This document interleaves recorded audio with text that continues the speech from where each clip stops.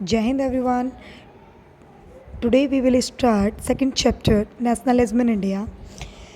Student, today we will discuss about the beginning of nationalism in India.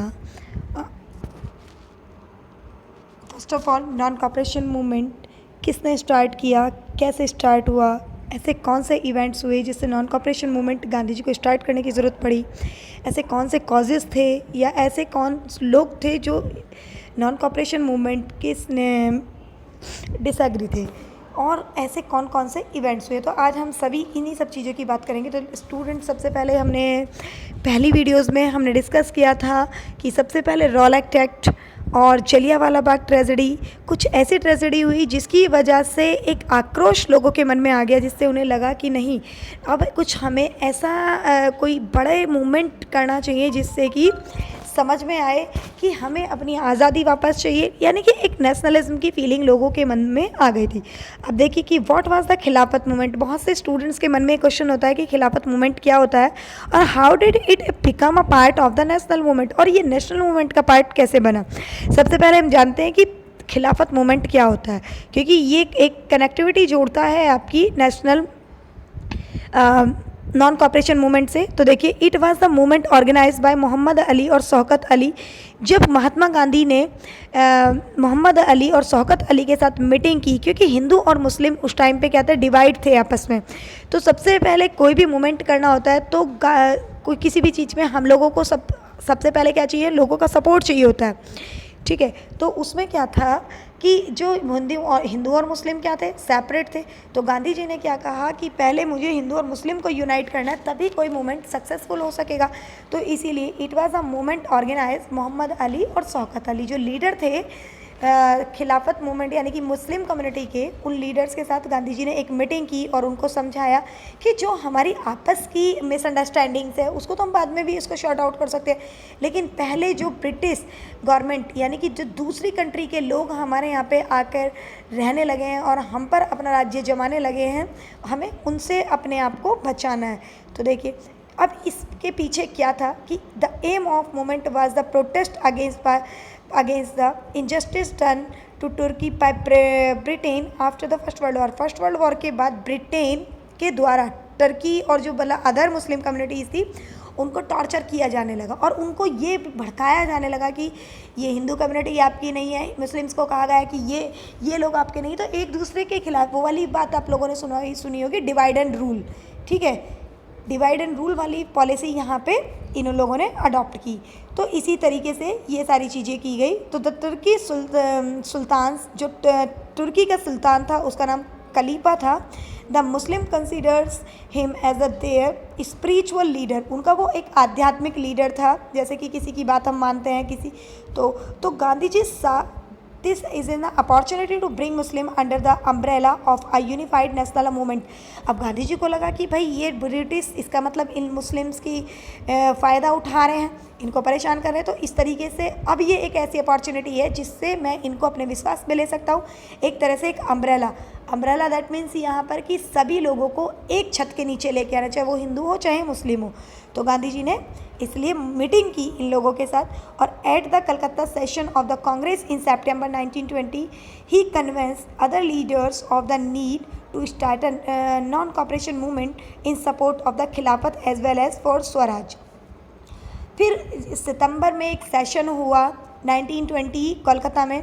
वहाँ पर जो स्वराज मतलब लोगों को कन्विंस करने की बात की, जो मतलब CR दास थे, मोतीलाल नेहरू थे या कांग्रेस पार्टी के अदर मेंबर्स थे, लेकिन वो डिसएग्री थे। उन्होंने कहा नहीं, मूवमेंट से कोई हमें इंडिपेंडेंसी नहीं मिलेगी, हम लोगों को जो इंडिपेंडेंसी मिलने वाली है वो इंडिपेंडेंसी जो हमें मिलेगी वो हमें कोई पार्टी वगैरह ऑर्गेनाइज करके या इलेक्शन कंडक्ट करके मिलेगी। यानी कि वहाँ पर उन्होंने अपना डिसएग्रीमेंट शो किया। So many Muslim joint this movement. लेकिन खिलाफत मूवमेंट के बाद बहुत सारे मुस्लिम्स नॉन कॉपरेशन मूवमेंट से जुड़ गए। तो ये था खिलाफत मूवमेंट। ठीक है, अब उसके बाद आता है, ऐसा नहीं है कि सिर्फ एक ही मूवमेंट था, और भी बहुत सारे लोग थे, अलग अलग पार्टीशन में लोग होते हैं, जैसे ट्राइबल्स हुए, ठीक है, पीजेंट्स हुए। अभी जैसे हमने खिलाफत की बात की यानी कि मुस्लिम कम्युनिटी की, ऐसे ही अब ट्राइबल मूवमेंट के बारे में बात करते हैं कि ट्राइबल मूवमेंट क्या था। इन द गोदाम hills of the Andhra Pradesh tribals started a movement. जो उधर की साइड आंध्र प्रदेश वगैरह की साइड जो लोग रहने वाले थे उन लोगों ने भी एक छोटा सा मूवमेंट स्टार्ट किया under the leadership of the Alluri Sitarama Raju. किसी भी मूवमेंट को चलाने के लिए हमें किसी लीडर की ज़रूरत होती है जो हमें गाइड करता है। तो ऐसे ही ट्राइबल मूवमेंट्स में जो हमने गोदाम हिल्स यानी कि गोरिल्ला मूवमेंट के नाम से भी हम उसको जानते हैं, उसमें अलूरी सीताराम राजू जो लीडर थे उन्होंने उनकी लीडरशिप में लोगों ने ये मूवमेंट किया। आपको बता दूं कि मैं 1924 में इसी बात के चलते उनको अरेस्ट भी किया गया था 2 साल के लिए।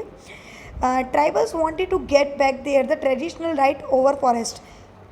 ट्राइबल्स क्या चाहते थे? ट्राइबल्स चाहते थे सिर्फ और सिर्फ वो ये चाहते थे कि जो हमारे ट्रेडिशनल राइट्स हैं, ठीक है, वो हमसे कोई ना छीने। फॉरेस्ट में हम कहीं भी सर्वाइव करें तो हमको आराम से रहने दिया जाए। लेकिन ब्रिटिशर्स ने क्या किया कि लार्ज एरिया को रिस्ट्रिक्ट कर दिया। किसी भी व्यक्ति को ना जाने की परमिशन थी, ना किसी को वुड्स कलेक्ट करने की परमिशन थी, ना किसी को फूड को कलेक्ट करने की परमिशन थी। क्योंकि आप लोग जानते ही होंगे कि पहले हमारे पास इतने ज़्यादा साधन नहीं हुआ करते थे जिसकी वजह से हम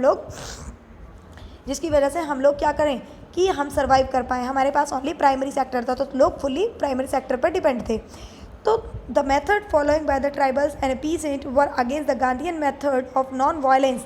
they followed the violent method of struggle. क्योंकि ये लोग वायलेंट मेथड को फॉलो करते थे, इसलिए वो गांधी जी के अगेंस्ट गए। वो कहते थे कि नॉन वायलेंस से इनको बात समझ में नहीं आने वाली है, इनको सीधी बात समझ में नहीं आती है। जब हम अपनी कंट्री में हैं तो हम इनकी बातों को क्यों सुने। तो इस तरीके से ये मूवमेंट भी हुए। तो ट्राइबल मूवमेंट अलूरी सीताराम राजू की ही लीड, अभी जैसे मैंने अभी आपको बताया कि he led the movement of the tribal people in the Gudem hill of the Andhra Pradesh. यानी कि वहाँ के जो लीडर थे वो अलूरी सीताराम राजू थे, जिन्होंने इन लोगों को प्रोटेस्ट किया और लीडरशिप में इनके लोगों ने काम किया। Many people consider him to the incarnation of God. They believe that had many special power. वो मानते थे कि हमारे पास एक ऐसा गॉड है। वो उनको ऐसे मतलब उनमें एक इस तरीके से मानने लगे कि जितनी भी पावर हैं वो सारी चीज़ें हमें कहाँ से मिलने वाली हैं, वो हमें गॉड से मिलने वाली है। और गॉड कहाँ किस में दिखाई देता है इंसान को? जो उसका मसीहा होता है उस टाइम पे, जैसे कि उस टाइम पे अलूरी सीताराम राजू। तो he supported Gandhi ji and asked his followers to work khadi and stop drinking, but he organize and the arm struggle against the British. उन्होंने गांधी जी को देखो अब नॉन कॉपरेशन मूवमेंट में उन्होंने कहा हम आपको सपोर्ट ज़रूर करेंगे, हम खादी वगैरह लेंगे, हम ड्रिंकिंग वगैरह स्टॉप करेंगे, जो फॉरेनर्स ड्रिंक वगैरह की शॉप थी उसको हम, लेकिन हम जो आर्मी वगैरह है या हम फोर्सफुली हम नॉन वायलेंट वे में हम इस मूवमेंट को नहीं चलाएंगे। उनका मानना ये था। A movement in the plantations क्या था कि worker in the plantation of Assam demanded the right of move freely in and the out of the state. जो आसाम के लोग थे, आसाम के पीसेंट थे, उन्होंने ये डिमांड की कि हमें जो काम करना दिया जाए वो हमें फ्रीली काम करने दिया जाए, ठीक है, हम पे कोई रिस्ट्रिक्शंस ना हो। क्योंकि ब्रिटिश गवर्नमेंट ने रिस्ट्रिक्शंस लगाई हुई थी कि कोई भी उनकी परमिशन के बिना ना तो कोई लीव ले सकता है और ना ही कोई कहीं जा सकता है। वो उन्होंने किस एक्ट के थ्रू किया? तो they oppose the inland immigration act 1859 which took away the right of the free movement. इस एक्ट को अपोज करने के लिए, क्योंकि इनलैंड इमिग्रेशन एक्ट क्या था? इनलैंड इमिग्रेशन एक्ट ये था कि बिना ब्रिटिश गवर्नमेंट की परमिशन के ना तो आप कोई लीव ले सकते हो, ना कोई काम को छोड़ के जा सकते हो, आपको नॉन स्टॉप वर्क करना होगा। तो इस बात का अपोज किया लोगों ने, इंडियंस ने इस बात का अपोज किया कि हम इस एक्ट को फॉलो नहीं करेंगे। तो इसलिए वो गांधी जी की बात को मानने के लिए रेडी थे, लेकिन वो वायलेंट तरीके में मानने के लिए रेडी थे। तो when they heard about the non cooperation movement they moved to their village. They thought that the Gandhi Raj was becoming and everyone would be given land in their village। जब उन्होंने गांधी जी की बात सुनी तो उन्हें, गांधी जी ने स्वराज की बात की थी, उन्हें लगा कि गांधी राज आ चुका है। तो वो गांधी जी की बात को सुनते ही उन्होंने इसका डिफरेंट मतलब निकाला और वो लोग लैंड को छोड़ के जाने लगे। लेकिन ब्रिटिश गवर्नमेंट ने इनलैंड इमिग्रेशन एक्ट जारी किया हुआ था। अब उसके अकॉर्डिंग तो कोई भी उनकी परमिशन के बिना नहीं जा सकता था। तो उससे क्या हुआ? However they caught on the broad back. Brutal treatment किया जाने लगा, किसके थ्रू? ब्रिटिश गवर्नमेंट के थ्रू।